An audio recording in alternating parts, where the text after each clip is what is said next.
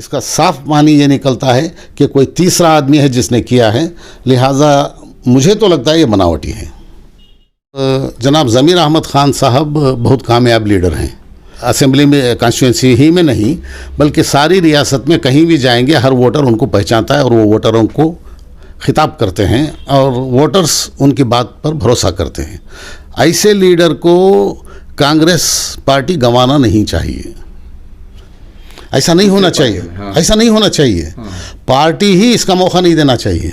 इसके लिए देखना चाहिए कि जो आदमी ज़्यादा पब्लिक में ज़्यादा मशहूर है और पब्लिक ज़्यादा जिसको कोई चाहती है, ऐसे लीडर को हमारे से छुट के जाने नहीं देना चाहिए। ये पार्टी की जिम्मेदारी है।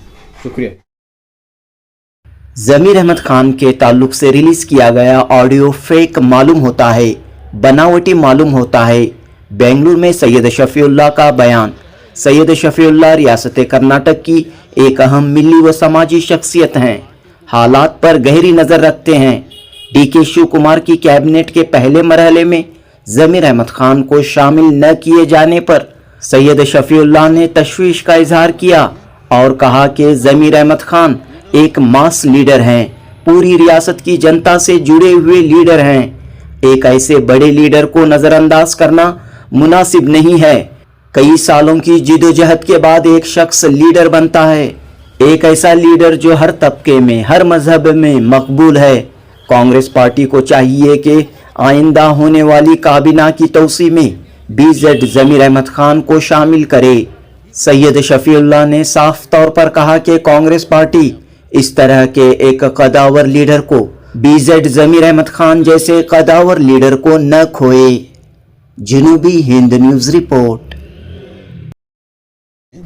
ज़मीर अहमद ख़ान साहब को भी कैबिनेट में मौका मिलेगा, इसकी बहुत तवक्को थी मुसलमानों को। इसमें उन्हें मौका नहीं दिया गया। इसी वक्त उनके बारे में खामखा की बातें उछाली जा रही हैं सारे मीडिया में। और एक ज़मीर अहमद ख़ान साहब अपने एक ख़ास आदमी को बात करते हुए वो एक ऑडियो जारी हुई है।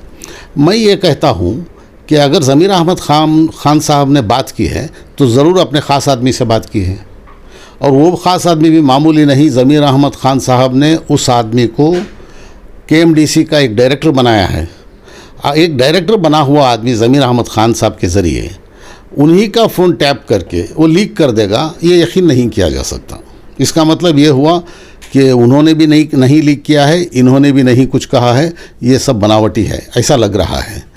यानी जो ऑडियो है वो बनावटी है, आप कह रहे हैं? लग रहा है। अगर बनावटी नहीं तो लीक कौन करता है? लीक वही करेगा, वो भी आईन ऐसे वक्त पे जब कैबिनेट में मौका मिल रहा है उनको, इस ऐसे टाइम पे लीक हो रहा है, तो लीक वही करेगा जो इनसे दुश्मनी रखता है। इनका ही आदमी दुश्मनी नहीं रख सकता और उसी को इन्होंने बात किया है। उसके सिवा दूसरा कौन है जो रिकॉर्डिंग कर सकता है? रिकॉर्डिंग उसी को करना है जो इनका ख़ास आदमी है, लीक भी उसी को करना है। ये कोई मानेगा? मैं तो नहीं मानता, क्योंकि अकल आप इस्तेमाल करें तो पता चलता है कि जो आदमी सुन रहा है या रिकॉर्ड करने वाला है, कहा जा रहा है, वो ख़ास ज़मीर अहमद ख़ान साहब का आदमी है और वो रिकॉर्ड करके लीक कर देगा, ये हरगिज़ नहीं माना जा सकता। इसका मतलब ये है कि ये कहीं और रिकॉर्डिंग हुई है, तैयार की गई है, ये के ज़रिए ऐसा लग रहा है। और जो ऑडियो रिलीज़ की गई है, बस 2 दिन थे कैबिनेट बनने में, तो अचानक ये ऑडियो रिलीज़ हुई, जबकि ये दावनगिरी की बात है, तो उस वक्त क्यों ऑडियो रिलीज़ नहीं हुई, ये सवाल उठ रहा है। इसमें मैं जो कह रहा हूँ उसका जवाब ये है, आप जो कह रहे हैं उसका जवाब है वो ये कि ये ऑडियो पर शक होता है। हरगिज़ ये सही नहीं हो सकती। अगर सही होती तो इसे रिलीज़ करने वाला खुल्लम खला आके कहता मैंने किया है, और जो आदमी इसको रिकॉर्ड कर सकता है वो हरगिज़ कोई गैर नहीं है, ज़मीर अहमद साहब का ख़ास आदमी है, वो नहीं कर सकता। और उसको क्या फ़ायदा होगा ये रिलीज़ करके? उसको भी नुकसान, ज़मीर अहमद ख़ान साहब को भी नुकसान। ऐसा काम कोई कर सकता है? इसका साफ मतलब है, इसका साफ मानी ये निकलता है कि कोई तीसरा आदमी है जिसने किया है, लिहाजा मुझे तो लगता है ये बनावटी है। ऑडियो रिलीज़ की बात अपनी जगह, और भी इल्ज़ामात हैं बीजेड ज़मीर अहमद खान के ख़िलाफ़ कि वो पार्टी के ख़िलाफ़ उन्होंने काम किया है, ये इल्ज़ाम है। देखिए, ख़ास तौर पर दावनगिरी इलेक्शन में। देखिए, ये अहम बात के ऊपर ध्यान देना ये है कि कोई भी लीडर बनने के लिए कम से कम 10-20 साल लग जाते हैं। और जनाब ज़मीर अहमद ख़ान साहब बहुत कामयाब लीडर हैं। कामयाब इस तरह कि हर वोटर से वो ताल्लुक़ बनाए हुए हैं, यहाँ तक कि सिर्फ उनके अपने असेंबली में कॉन्स्टिट्यूंसी ही में नहीं बल्कि सारी रियासत में कहीं भी जाएंगे हर वोटर उनको पहचानता है और वो वोटरों को खिताब करते हैं और वोटर्स उनकी बात पर भरोसा करते हैं। ऐसे लीडर को कांग्रेस पार्टी गंवाना नहीं चाहिए। उन्हीं को नहीं, हमारे जितने मुसलमान लीडरान हैं वो सब नायाब हैं, क्योंकि एक मुसलमान को इंतखाबात में हिस्सा लेना और सबके साथ सबके पास जाकर वोटों के लिए गुजारिश करना और सबके वोट लेकर जीत कर आना, जहां 224 में 35 मुसलमान जीत सकते थे वहां सिर्फ 10 आए हैं। लिहाजा मालूम हो सकता है कि 35 क्यों नहीं आए। बहुत मुश्किल है, बहुत कठिन है।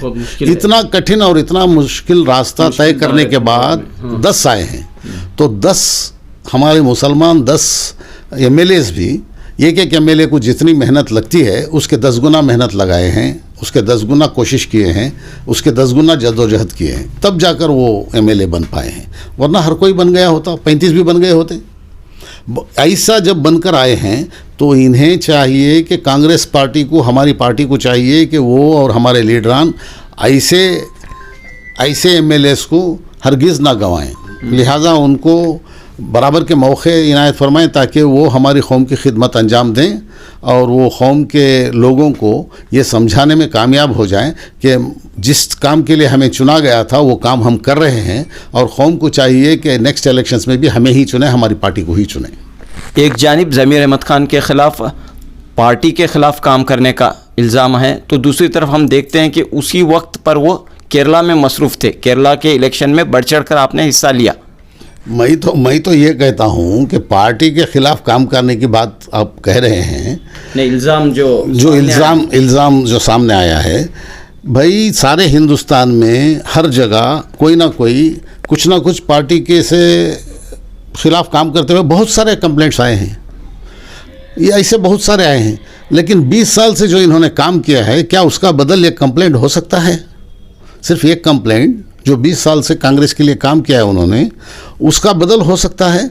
और 20 साल से काम करके जितने लोगों को पार्टी से जोड़ा है उसकी बराबरी हो सकती है? हरगिज़ नहीं। वो लैक टुगेदर है, ये वन इंस्टेंस है। लिहाजा इस तरफ ध्यान देकर पार्टी को नुकसान पहुंचाने का काम करना नहीं चाहिए और लीडरों को साथ में रखकर काम करना चाहिए और उनसे काम लेना चाहिए। लीडर को गंवा लेना बहुत आसान है। मैं यहाँ पॉइंट बाय पॉइंट नहीं बता रहा हूँ। यूपी में, बिहार में, गुजरात में और आसाम में भी बहुत सारी जगह ऐसा हुआ है कि कांग्रेस पार्टी के बहुत सारे लीडरान बाहर जाकर वहाँ चमक रहे हैं दूसरी जगह। ऐसा नहीं होना चाहिए। ऐसा नहीं होना चाहिए। पार्टी ही इसका मौका नहीं देना चाहिए। इसके लिए देखना चाहिए कि जो आदमी ज़्यादा पब्लिक में ज़्यादा मशहूर है और पब्लिक ज़्यादा जिसको कोई चाहती है, ऐसे लीडर को हमारे से छुट के जाने नहीं देना चाहिए। ये पार्टी की जिम्मेदारी है। शुक्रिया।